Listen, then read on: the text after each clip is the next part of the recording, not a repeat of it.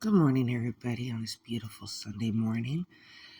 I just did in my previous video of Ecclesiastes. I don't know how to pronounce that word, but that 3:1.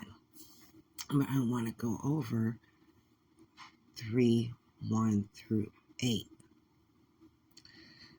It's always important.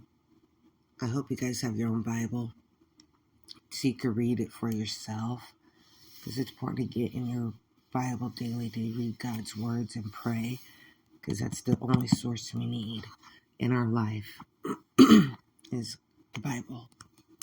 So anyway, there's a time for everything and a season for every activity under heaven. A time to be born and a time to die. A time to plant and a time to uproot. A time to kill and a time to heal. A time to tear down and a time to build. A time to weep and a time to laugh. A time to mourn and a time to dance. A time to scatter stones and a time to gather them. A time to embrace and a time to refrain. A time to search and a time to give up. A time to keep and a time to throw away. A time to tear and a time to mend. A time to be silent and a time to speak. A time to love and a time to hate. A time of war and a time for peace. And I just want to say, basically, in Ecclesiastes 3:1 to 5:20, Solomon's point in this section is that God has a plan for all people.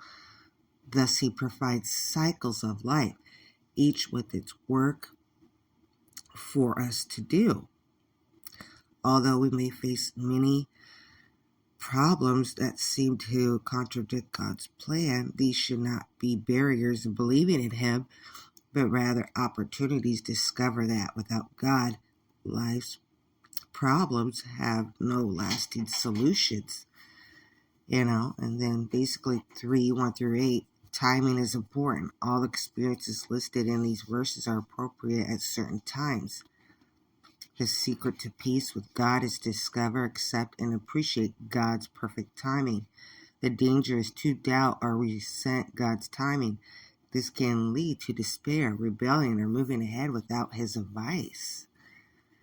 And we're seeing that here on TikTok with people trying to predict date setting and pushing it and practicing witchcraft. And no.